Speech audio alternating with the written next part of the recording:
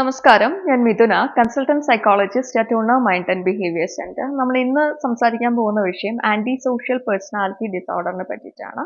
എങ്ങനെയാണ് anti social personality disorder ഒരു sexual assault അല്ലെങ്കിൽ ഒരു റേപ്പുമായിട്ട് ബന്ധപ്പെട്ടിരിക്കുന്നത് എന്നുള്ളതും നമ്മൾ ഇതിന്റെ കൂട്ടത്തിൽ ഡിസ്കസ് ചെയ്യും. ആന്റി സോഷ്യൽ പേഴ്സണാലിറ്റി ഡിസോർഡർ എന്നുള്ളത് ക്ലസ്റ്റർ ബിയിൽ വരുന്ന ഒരു പേഴ്സണാലിറ്റി ഡിസോർഡർ ആണ്. ക്ലസ്റ്റർ ബി എന്ന് പറയുമ്പോൾ ആന്റി സോഷ്യൽ പേഴ്സണാലിറ്റി ഡിസോർഡറിന്റെ കൂടെ തന്നെ histrionic personality disorder, narcissistic personality disorder, border line personality disorder ഒക്കെ തന്നെ ക്ലസ്റ്റർ ബിയിൽ വരുന്നതാണ്. ഇത്തരം ഡിസോർഡേഴ്സിന്റെ ക്യാരക്ടറിസ്റ്റിക്സ് അതിലുള്ള സിമിലാരിറ്റി ബേസ് ചെയ്തിട്ടാണ് നമ്മൾ ഇങ്ങനെ ക്ലസ്റ്റേഴ്സ് ആയിട്ട് അതിനെ കാറ്റഗറൈസ് ചെയ്തിട്ടുള്ളത്. ആന്റി സോഷ്യൽ പേഴ്സണാലിറ്റി ഡിസോർഡർ ആ ഒരു പേരിൽ നിന്ന് തന്നെ നമുക്ക് മനസ്സിലാക്കാൻ പറ്റുന്ന പോലെ തന്നെ ആന്റി സോഷ്യൽ ആണ്, അതായത് സാമൂഹിക വിരുദ്ധ വ്യക്തിത്വ വൈകല്യമാണ്. അതായത് these people will have a tendency to go against the rules and regulations. Anti social personality ഡിസോർഡറിന്റെ ഒരു പ്രിവലൻസ് റേറ്റ് പറയുകയാണെന്നുണ്ടെങ്കിൽ കൂടുതലും മെനിലാണ്. ഒരു 2 to 3 ടൈംസ് വുമനുമായിട്ട് കമ്പയർ ചെയ്യുമ്പോൾ അത്രയും കൂടുതലായിട്ട് മെനിൽ കാണാനുള്ള സാധ്യതയുണ്ട്. ആൻഡ് ടോട്ടൽ പോപ്പുലേഷന്റെ ഒരു 1 to 4% anti social personality disorder ഉള്ള വ്യക്തികളായിട്ട് കണക്കുകൾ പറയുന്നുണ്ട്. ആന്റി സോഷ്യൽ പേഴ്സണാലിറ്റി ഡിസോർഡറിന്റെ ലക്ഷണങ്ങൾ നോക്കുകയാണെന്നുണ്ടെങ്കിൽ മുന്നേ പറഞ്ഞ പോലെ തന്നെ സമൂഹത്തിലെ നിയമങ്ങൾക്ക് എതിരായിട്ട് ചെയ്യുക, പെട്ടെന്ന് ഒരു സുപ്രഭാതത്തിൽ ഫോം ചെയ്യുന്നതല്ല ആന്റി സോഷ്യൽ പേഴ്സണാലിറ്റി ഡിസോർഡർ. മറിച്ച് ചെറുപ്പം മുതലേ ഒരു 10 വയസ്സായ കുട്ടികളിൽ തന്നെ കണ്ടക്ട് ഡിസോർഡറിന്റെ ലക്ഷണങ്ങളൊക്കെ ഉണ്ടെന്നുണ്ടെങ്കിൽ, കണ്ടക്ട് ഡിസോർഡർ എന്ന് പറയുമ്പോൾ അമിതമായിട്ടുള്ള വികൃതി ഉണ്ടാവും, കട്ടെടുക്കുക, കള്ളം പറയുക, തർക്കത്തരം പറയുക, അങ്ങനെയുള്ള ട്രേറ്റ്സ് പിന്നീട് ഒരു ആന്റി സോഷ്യൽ പേഴ്സണാലിറ്റി ഡിസോർഡർ ആയിട്ട് വഴിതിരിയാനുള്ള സാധ്യതയുണ്ട്. അതുകൊണ്ട് തന്നെ ആദ്യത്തെ ഒരു ലക്ഷണം എന്ന് പറയുന്നത് ഡിസീറ്റ്ഫുൾനെസ് ആണ്, അതായത് റിപ്പീറ്റഡ് ആയിട്ടുള്ള ലൈ, ചെറുപ്പം മുതലേ ഉള്ള നുണ പറയുന്ന ശീലം ആന്റി സോഷ്യൽ പേഴ്സണാലിറ്റി ഡിസോർഡറിൽ നമുക്ക് കാണാൻ പറ്റും. അതിന്റെ കൂടെ അവർ പലതും ഫേക്ക് ചെയ്യും, അവരുടെ പേഴ്സണാലിറ്റി, അവരുടെ റിലേഷൻഷിപ്സിന്റെ ഡീറ്റെയിൽസ്, അവരുടെ കരിയർ റിലേറ്റഡ് ആയിട്ടുള്ള, ഫിനാൻസ് റിലേറ്റഡ് ആയിട്ടുള്ള ഡീറ്റെയിൽസ് ഒക്കെ തന്നെ മറ്റുള്ളവരുടെ മുന്നിൽ ഫേക്ക് ചെയ്ത് കാണിക്കുക. ഒരു സൂപ്പർഫിഷ്യൽ ചാമിങ് എന്ന് പറയും, അതായത് ഒരു നല്ല വിള ചമയുക. പുറമേ നോക്കുമ്പോൾ ഒരു സർഫസ് ലെവലിൽ വളരെ മാന്യനായിട്ടുള്ള ഒരു വ്യക്തിയായിരിക്കും, അതേസമയം ഇൻ ഡെപ്ത് പോകുമ്പോൾ ഒരു മോശമായിട്ടുള്ള ഒരു പ്രകൃതം അവരിൽ നമുക്ക് കാണാൻ പറ്റും.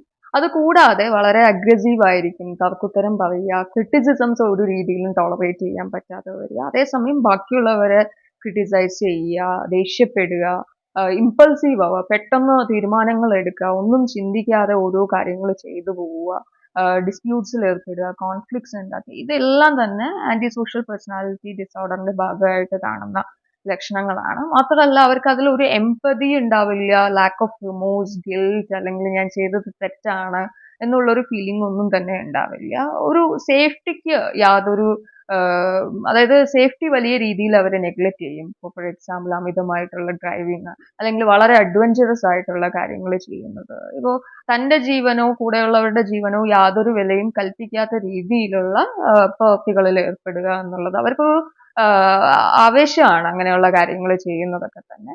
അതുകൂടാതെ ലൈക്ക് ഇല്ലീഗൽ ആയിട്ടുള്ള പല ആക്ടിവിറ്റീസിൽ ഏർപ്പെടുക. ഇപ്പോൾ for example drugs, crime, violence, sexual activities, എത്തിക്സിനോ മോറൽ വാല്യൂസിനോ യാതൊരു വിലയും കൽപ്പിക്കാതെ അത്തരം പ്രവർത്തികളിൽ ഏർപ്പെടുക എന്നുള്ളതും ആന്റി സോഷ്യൽ പേഴ്സണാലിറ്റിയുടെ ഭാഗമായിട്ട് നമുക്ക് കാണാൻ പറ്റും. ഒട്ടും റെസ്പോൺസിബിൾ ആയിരിക്കത്തില്ല ഇത്തരം വ്യക്തികൾ. അവർക്കൊരു നല്ല കരിയറോ എംപ്ലോയ്മെന്റോ ഒന്നും തന്നെ നമുക്ക് കാണാൻ പറ്റില്ല. മാത്രമല്ല അവർക്കൊരു സുപ്പീരിയോറിറ്റി ഉണ്ടാവും, ഞാനാണ് വലുത്, ഒരു ആധിപത്യം ചെലുത്തുക ബാക്കിയുള്ളവരുടെ. അതുപോലെ ഒരു ഗ്രാൻഡിയോസ് ഫീലിങ്സ്, എല്ലാത്തിലും ഒരു ഓവർ കോൺഫിഡൻസ് ഒക്കെ നമുക്ക് കാണാൻ പറ്റും. ഈ ലക്ഷണങ്ങളുടെ കൂടെ ഇത് എന്തുകൊണ്ടാണ് ആന്റി സോഷ്യൽ പേഴ്സണാലിറ്റിയിലേക്ക് പോകുന്നത് എന്ന് നോക്കുമ്പോൾ മുന്നേ പറഞ്ഞ പോലെ കണ്ടക്ട് ഡിസോർഡർ ഒരു വലിയ കാരണമാവുന്നുണ്ടെങ്കിലും എല്ലാ സമയത്തും കണ്ടക്ട് ഡിസോർഡർ തന്നെ ആവണമെന്ന് നിർബന്ധമില്ല. ജെനറ്റിക്സിന് ഒരു വലിയ റോളുണ്ട്. ജെനറ്റിക്സ് എന്ന് പറയുമ്പോൾ തലമുറകളായിട്ട് ഇപ്പൊ ഫാമിലിയിൽ മറ്റാർക്കെങ്കിലും പേഴ്സണാലിറ്റി ഡിസോർഡർ ഉണ്ട്, അല്ലെങ്കിൽ ആന്റി സോഷ്യൽ പേഴ്സണാലിറ്റി തന്നെയുണ്ട്, അല്ലെങ്കിൽ ഏതെങ്കിലും രീതിയിലുള്ള മെന്റൽ ഇൽനെസ് ഉണ്ടെന്നുണ്ടെങ്കിൽ ആന്റി സോഷ്യൽ പേഴ്സണാലിറ്റിയിലേക്ക് വഴിതിരിയാനുള്ള സാധ്യതയുണ്ട്. കൂടാതെ എൻവിറോൺമെന്റ്, നമ്മളുടെ ഒരു ഫാമിലി ഡൈനാമിക്സ്, അവിടെ വളർന്നു വന്ന സാഹചര്യം, പാരന്റിങ് സ്റ്റൈല്, ചെറുപ്പത്തിലേ ഉണ്ടായിട്ടുള്ള ട്രോമ, സെക്ഷൽ അബ്യൂസോ വെർബൽ അബ്യൂസോ, ഏതെങ്കിലും രീതിയിലുള്ള ഇൻസൾട്ട്, ബോഡി ഷെയ്മിങ്, പോവർട്ടി, എല്ലാം വലിയൊരു കാരണമാവുന്നുണ്ട് ആന്റി സോഷ്യൽ പേഴ്സണാലിറ്റിയിൽ. അതുകൂടാതെ സബ്സ്റ്റൻസ് അബ്യൂസ്, ഇപ്പോൾ ഡ്രിങ്കിങ്, ഡ്രഗ്സ്, ആൽക്കഹോൾ ഒക്കെ തന്നെ വലിയ രീതിയിൽ അല്ലെങ്കിൽ കൺട്രോൾ ചെയ്യാൻ പറ്റാത്ത രീതിയിലൊക്കെ പോകുമ്പോൾ അത് ഇത്തരം പേഴ്സണാലിറ്റി പ്രശ്നങ്ങളിലേക്ക് നയിക്കും. മാത്രമല്ല ബ്രെയിനിൽ ഉണ്ടാവുന്ന സ്ട്രക്ചറൽ ആൻഡ് ഫങ്ഷണൽ ചേഞ്ചസ്, ഇപ്പൊ ബ്രെയിനിലുള്ള ചില ഭാഗങ്ങൾ, ഇപ്പോൾ for example pre frontal cortex, amygdala, നമ്മളുടെ ഇമോഷൻസിനെ കൺട്രോൾ ചെയ്യുന്ന, നമ്മളെ എംപതി തോന്നിപ്പിക്കുന്ന ചില റീജിയൻസ് അത് അത്രയും ആക്റ്റീവ് ആവത്തില്ല, അല്ലെങ്കിൽ അവിടെ എന്തെങ്കിലും രീതിയിലുള്ള ക്ഷതങ്ങൾ ഉണ്ടാവുകയാണെന്നുണ്ടെങ്കിൽ, അല്ലെങ്കിൽ ബ്രെയിനിലുള്ള പല ന്യൂറോ ട്രാൻസ്മിറ്റേഴ്സിന്റെ അളവിൽ വരുന്ന ഇംബാലൻസ്, ഇപ്പോൾ ഫോർ എക്സാമ്പിൾ സെറോട്ടോണിൻ എന്ന കെമിക്കലിലൊക്കെ ഉണ്ടാവുന്ന changes anti social personality disorder അല്ലെങ്കിൽ ഇതിലുള്ള പല ലക്ഷണങ്ങളും കാണിക്കാനുള്ള സാധ്യത ഉണ്ടാക്കുന്നുണ്ട്. ഈ ആന്റി സോഷ്യൽ പേഴ്സണാലിറ്റി ഡിസോർഡർ തന്നെ രണ്ട് ഫോമിലായിട്ട് നമുക്ക് പറയാം: സൈക്കോപ്പത്തി ആൻഡ് സോഷ്യോപ്പത്തി. സൈക്കോപ്പത്ത് എന്ന് പറയുമ്പോൾ നമ്മൾ സാധാരണ വിശേഷിപ്പിക്കുന്ന സൈക്കോകൾ, അതായത് കുറ്റകൃത്യം ചെയ്യുന്ന നീച ക്രൂര ചിന്താഗതിയുള്ള, അല്ലെങ്കിൽ നമ്മൾ ഈ പറയുന്ന മറ്റുള്ളവരെ വേദനിപ്പിക്കുന്നതും പീഡിപ്പിക്കുന്നതിലും ഒക്കെ ഒത്തിരി സന്തോഷം കണ്ടെത്തുന്ന, കണ്ണിൽ ചോരയില്ലാത്ത ആൾക്കാരെന്ന് പറയുന്ന അവരാണ് സൈക്കോപാത്ത് എന്ന് പറയുന്നത്. എന്നാൽ സോഷ്യോപാത്തുകൾ ഇത്രയും അപകടകാരികളല്ല സൈക്കോപാത്തുമായിട്ട് കമ്പയർ ചെയ്യുമ്പോൾ. ഇവർ തമ്മിലുള്ള ഒരു ഡിഫറൻസ് നോക്കുകയാണെന്നുണ്ടെങ്കിൽ സൈക്കോപാത്തുകൾ അധികവും ജെനറ്റിക്സ് അല്ലെങ്കിൽ ജന്മനാ ഉള്ള ഒരു വ്യക്തിത്വ വൈകല്യമാണ് അവരുടേത്.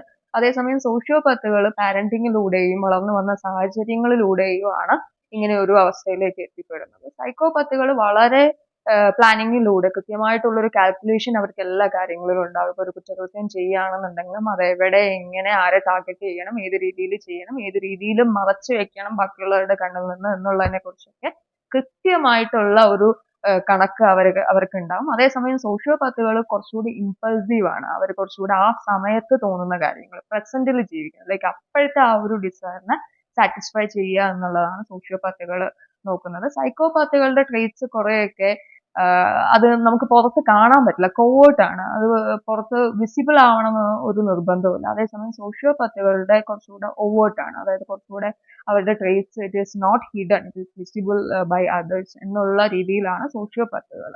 ഇനി ഇതെങ്ങനെയാണ് ഒരു റേപ്പ് അല്ലെങ്കിൽ ഒരു സെക്ഷൽ അസോൾട്ടുമായിട്ട് റിലേറ്റഡ് എന്ന് നോക്കുമ്പോൾ, ഈ പേഴ്സണാലിറ്റി ട്രേറ്റ് അല്ലെങ്കിൽ സൈക്കോപാത്തി അല്ലെങ്കിൽ ആന്റി സോഷ്യൽ പേഴ്സണാലിറ്റി ട്രേറ്റ് മാത്രമല്ല സെക്ഷൽ അസോൾട്ട് അല്ലെങ്കിൽ റേപ്പിലേക്ക് പോകുന്നത്. അതിന്റെ കൂടെ തന്നെ മറ്റു കാരണങ്ങൾ, ഇപ്പോൾ ഒരു സെക്ഷൽ സാഡിസം, സെക്ഷൽ അഗ്രഷൻ, അവരെ വേദനിപ്പിക്കുന്നതും ഇങ്ങനെ റേപ്പ് ചെയ്യുന്നതിലൊക്കെ സന്തോഷം കണ്ടെത്തുക, അല്ലെങ്കിൽ ഒരു kind of power and dominance അത് എക്സേർട്ട് ചെയ്യുക എന്നുള്ളൊരു ആഗ്രഹത്തോടു കൂടി ചെയ്യുന്നവരുണ്ട്. അല്ലെങ്കിൽ സബ്സ്റ്റൻസ് അബ്യൂസ് ഒരു കാരണമാകുന്നുണ്ട്, പോർണോഗ്രാഫി അല്ലെങ്കിൽ മീഡിയയുടെ ഇൻഫ്ലുവൻസ് കാരണം ചെയ്യുന്നവരുണ്ട്. ഇതിലൊന്നും തന്നെ അവർക്ക് എംപതിയോ റിമോഴ്സോ ഗിൽറ്റോ ഒന്നും തന്നെ ഫീൽ ചെയ്യുന്നില്ല, അല്ലെങ്കിൽ താൻ ചെയ്യുന്നത് തെറ്റാണ് അല്ലെങ്കിൽ തെറ്റ് ചെയ്തു പോയി എന്നുള്ളത് പിന്നീട് പോലും അവർക്ക് ഫീൽ ചെയ്യുന്നില്ല എന്നുള്ളതാണ് അതിശയിപ്പിക്കുന്ന ഒരു കാര്യം. മാത്രമല്ല ഇതിപ്പോ ഡയഗ്നോസിസ് എങ്ങനെയാന്ന് വെച്ചാൽ, ഡയഗ്നോസിസ് നമ്മൾ അധികവും അവരുമായിട്ട് സംസാരിക്കുകയാണ് ചെയ്യുന്നത്, ചെയ്ത കാര്യത്തിനെ കുറിച്ചിട്ടും പിന്നീട് എന്താണ് അവരുടെ ആ ഒരു ഫീലിങ്സ് എന്നുള്ളതിനെ കുറിച്ചൊക്കെ നമ്മൾ സംസാരിക്കുന്നത്. ഒരു ക്ലിനിക്കൽ ഇന്റർവ്യൂ സംസാരിച്ചിട്ടാണ് അവരുടെ പല ബിഹേവിയറൽ പാറ്റേൺസും നമുക്ക് മനസ്സിലാക്കി എടുക്കാൻ പറ്റുന്നത്. അതിൽ മാത്രമല്ല, ഇപ്പോ സംസാരിക്കുന്നത് അവരുടെ മാത്രം ഇൻഫോർമേഷൻ വെച്ചിട്ടല്ല ഡയഗ്നോസ് ചെയ്യുന്നത്, ഒരു കൊളാറ്ററൽ ആയിട്ടുള്ള ഇൻഫോർമേഷൻ, ഇപ്പൊ ഫാമിലിയിലുള്ള മറ്റു ആൾക്കാരാണെങ്കിലും ഫ്രണ്ട്സ് ആണെങ്കിലും അവരെങ്ങനെയാണ് ഈ വ്യക്തിയെ കാണുന്നത്, ഈ വ്യക്തി അവരുടെ മുന്നിൽ എങ്ങനെയൊക്കെ ആയിരുന്നു എന്നുള്ളതൊക്കെ ഒരു ഒബ്ജക്റ്റീവ് ആയിട്ടുള്ള അനാലിസിസിലൂടെയാണ് നമ്മളൊരു കൺക്ലൂഷനിലേക്ക് എത്തുന്നത്. മാത്രമല്ല അവരുടെ പ്രീവിയസ് റെക്കോർഡ്സ്, പഴയ സ്കൂളിൽ പഠിക്കുന്ന കാലത്ത് എങ്ങനെയൊക്കെ ആയിരുന്നു, ലീഗൽ റെക്കോർഡ്സ്, മുന്നേ ഉള്ള എംപ്ലോയ്മെന്റ് എങ്ങനെയായിരുന്നു എന്നുള്ളതൊക്കെ, അവിടെയൊക്കെ എങ്ങനെയായിരുന്നു റെസ്പോൺസിബിൾ, സബ്സ്റ്റൻസ് അബ്യൂസ് ഉണ്ടോ എന്നുള്ളതൊക്കെ ഒരു ഓവറോൾ അനാലിസിസ് ചെയ്തിട്ടാണ് ഡയഗ്നോസിസിൽ എത്തുന്നത്. ഒരു കുറെ കാലത്തുള്ള ഒരു കണ്ടിന്യൂസ് ഇവാലുവേഷൻ കൺസിസ്റ്റന്റ് ആയിട്ട് നമുക്ക് ഇതിൽ ആവശ്യമുണ്ട്. പെട്ടെന്ന് ഒരു ഡയഗ്നോസിസിലേക്ക് നമുക്ക് എത്തുന്നത് ബുദ്ധിമുട്ടാണ്.